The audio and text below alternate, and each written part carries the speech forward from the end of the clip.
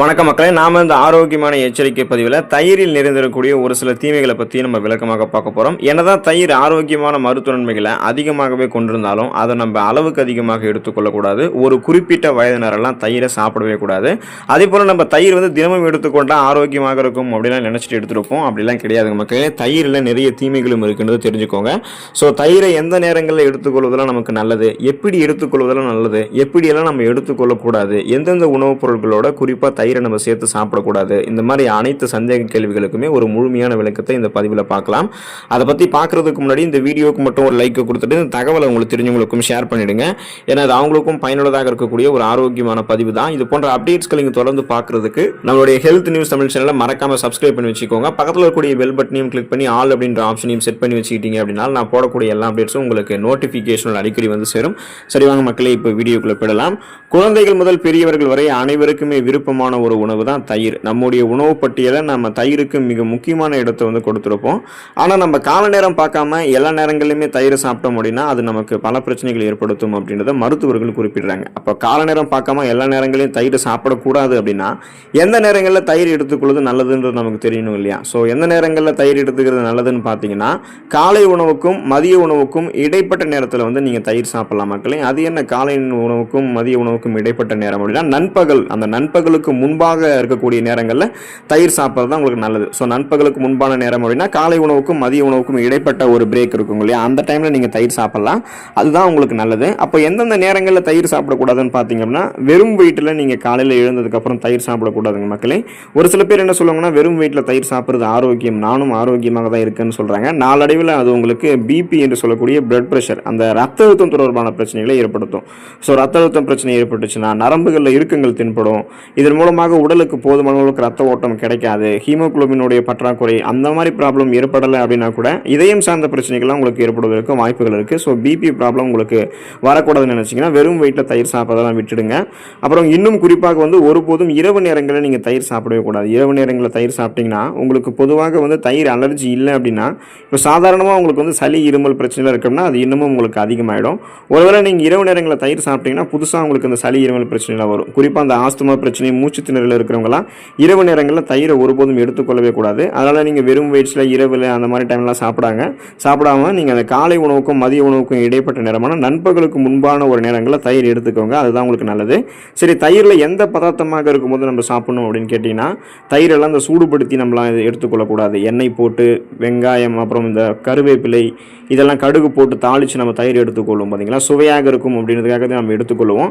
அது வெறும் சுவைக்காக நீங்கள் சாப்பிட போய் நிறைய கடுமையான பக்க விளைவுகளை இந்த மாதிரி சாப்பிடக்கூடிய தயிர் உங்களுக்கு ஏற்படுத்தலாம்.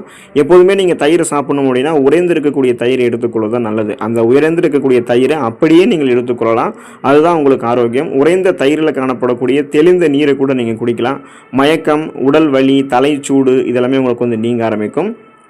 இன்னும் குறிப்பாக நீங்கள் தயிரை உரைய வச்சு சாப்பிட்றீங்கன்னா மண் சட்டியில் உரைய வச்சு சாப்பிடுங்க.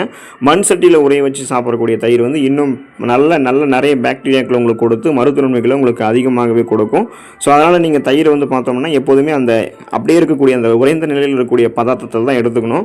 உங்களுக்கு அதில் டேஸ்ட் சேர்க்கணும் அப்படின்னா நீங்கள் கண்ட உணவுகளில் அதில் சேர்க்கக்கூடாது. வேணும்னா நீங்கள் சர்க்கரை கலந்து சாப்பிடலாம். சர்க்கரை கலந்து சாப்பிடக்கூடிய தயிரானது உடனடியாக உங்களுடைய உடலுக்கு எனர்ஜி, அந்த ஆற்றலை கொடுக்கும். அதனால் நீங்கள் தயிரை சூடுபடுத்தி சாப்பிட்றது இந்த மாதிரி நீங்கள்லாம் எடுத்துக்காதீங்க. நீங்கள் என்ன பண்ணணும் அப்படின்னா அந்த காலை உணவுக்கும் மதிய உணவுக்கும் இடைப்பட்ட நேரமான நண்பகலுக்கு முன்பாக சாப்பிடலாம். உங்களுக்கு டேஸ்ட் சேர்க்கணும் சர்க்கரை கலந்து சாப்பிடுங்க. அது உங்களுடைய உடலுக்கு உடனடியாக எனர்ஜியை கொடுக்கும். ஒரு சில பேர் தினமும் தயிர் சாப்பிடுவாங்க. தயிர் தினமும் எடுத்துக்கொள்ளக்கூடிய ஒரு உணவான்னு கேட்டிங்கன்னா கிடையவே கிடையாதுங்க மக்களே. அதை நீங்கள் தினமும் எடுத்துக்கொள்ளும் போது முன்னாடியே சொன்ன மாதிரி அது உங்களுடைய ரத்த குழாய்களில் அடைப்பு ஏற்படுத்தும். தொடர்ந்து நீங்கள் இந்த மாதிரி தயிர் சாப்பிட்டுட்டு இருக்கீங்க அப்படின்னா உடல்களில் வீக்கம் ஏற்படலாம், அரிப்பு, அக்கி போன்ற பிரச்சனைகள் ஏற்படக்கூடும். தயிர் சாப்பிடுவதன் மூலமாக உடலில் கொழுப்பு அதிகமாக சேர்வதால் ரத்த குழாய்களில் அடைப்பு, சர்க்கரை நோய் போன்ற பிரச்சனைகள் உருவாகும். எனவே நீங்கள் தினமும் தயிர் சாப்பிடுவதும் தவிர்த்துருங்க. வாரத்தில் 2 அல்லது 3 முறை ஒருவேளை மட்டுமே நீங்கள் தயிர் சாப்பிட்டீங்கன்னா உங்களுக்கு எந்த விதமான பிரச்சனைகளும் ஏற்படாது. ஸோ இதுதான் அந்த தயிர் சாப்பிடும்போது நம்ம கவனிக்க வேண்டிய ஒரு முக்கியமான விஷயமாக இருக்குது.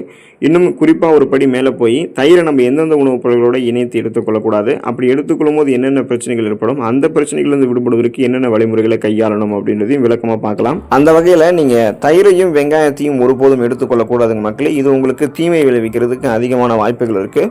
உங்களுக்கு தயிர், வெங்காயம் அல்லது ரைதா மிகவும் பிடிக்கும் அப்படின்னா நீங்கள் உங்களுடைய உணவு பழக்கத்தை முதல்ல மாற்றிக்கிறது மிகவும் நல்லது. ஏன் அப்படின்னா தயிர் அப்படின்றது இயற்கையிலேயே நமது உடலுக்கு வந்து குளிர்ச்சித்தன்மையை அளிக்கக்கூடியது. வெங்காயம் அப்படி கிடையாது, அது நமது உடலுக்கு வந்து வெப்பத்தை அளிக்கக்கூடியதாக இருக்குது. தயிர், வெங்காயம் போன்ற தயிரும் வெங்காயம் கலந்த கலவையை நம்ம விரும்பி சாப்பிடக்கூடிய பட்சத்தில் அது நமக்கு ஸ்கின் அலர்ஜி, அந்த தோல் அலர்ஜியை வந்து நமக்கு ஏற்படுத்துறதுக்கு வாய்ப்பு இருக்குது. உடல் அரிப்புகளையும் ஏற்படுத்தலாம். எக்ஸிமா, சொரியாசிஸ் போன்ற பிற தோல் சார்ந்த குறைபாடுகளுமே நமக்கு உடல் அதை வந்து ஏற்படுத்திடும் அப்படின்றத நீங்கள் மறந்துடாதீங்க. அதனால் வெங்காயத்தையும் தயிரையும் ஒன்றா சேர்க்கக்கூடாது. மாம்பழத்தையும் தயிரையும் ஒன்றா சேர்த்து சாப்பிடக்கூடாது. சின்னதாக மாம்பழத்தை பீஸ் பண்ணி அது கூட தயிரை சேர்த்து சாப்பிடும்போது அது நமக்கு டேஸ்ட்டாக இருக்கும்ன்றதுக்காக நம்ம சாப்பிடக்கூடாது. அது டேஸ்ட்டாக இருக்கும் அப்படின்றதுல எந்த விதமான மாற்று கருத்தும் இருக்க போகிறதில்ல. ஆனால் அந்த மாதிரி எடுத்துக்கொள்வது நமக்கு ஆரோக்கியமே கிடையாது. நீங்கள் வெங்காயத்தை போலவே மாம்பழமும் உங்களுடைய உடல் அது வந்து வெப்பத்தை அதிகரிக்கக்கூடியதாக இருக்கிறதால தயிரோட நீங்கள் மாம்பழத்தை தொடர்ந்து சாப்பிட்டு வந்தீங்கன்னா தோல் சம்பந்தமான நோய்கள், ஸ்கின் டிசீஸ் வந்து ஏற்படலாம். உடலினுடைய செயல்பாடுகள் தடைபடுதல் போன்ற பாதிப்புகள் வந்து ஏற்பட ஆரம்பிக்கும். ஸோ அதனால் நீங்கள் ரொம்ப கவனமாக இருக்க வேண்டியது அவசியம். வெங்காயத்தை போலவே மாம்பழத்தையும் தயிரோடு நீங்கள் சேர்க்காதீங்க. மீனை வந்து நீங்கள் தயிரோடு சேர்த்து எடுத்துக்கொள்ளவே கூடாது. நீங்கள் இது இந்த மாதிரி ஒரு சான்ஸ் வந்து நீங்கள் ட்ரை பண்ணவே கூடாது. தயிர் அப்படின்றது புரோட்டீன் அதிகமாக இருக்கக்கூடிய ஒரு உணவுப் பொருள். இது மாடுகளிலிருந்து பெறப்படுவதால் இது விலங்கு புரத வகையை வந்து சேர்ந்தது. அதே போல் மீனில் வந்து அதிக அளவு புரதம் இருக்குது. இதுவும் விலங்கு வகை புரதம் தான். எப்போதுமே நம்ம ஒரு விலங்கு வகை புரதத்தோட இன்னொரு விலங்கு வகை புரதத்தையோ அல்லது தாவர வகை புரதத்தோட இன்னொரு தாவர வகை புரதத்தையோ சேர்த்து சாப்பிடக்கூடாது. இது நமது உடலில் பல்வேறு விதமான பாதிப்புகளை நமக்கு ஏற்படுத்திடும். தயிரோட நம்ம மீன் சேர்த்து சாப்பிட்டோம் அப்படின்னா அஜீரண கோளாறு ஏற்படுவதோட வயிறு தொடர்பான உடல் உபாதைகளும் நமக்கு வந்து ஏற்படக்கூடும். ஸோ நிறைய நமக்கு வந்து பிரச்சனைகள் வந்து ஏற்படலாம். அதனால் நம்ம கவனமாக இருக்க வேண்டிய அவசியம். செரிமானம் சார்ந்த பிரச்சனைகள் ஏற்படும், தோல் சார்ந்த பிரச்சனையும் ஏற்படும். ரொம்ப கவனமாக இருக்கணும்.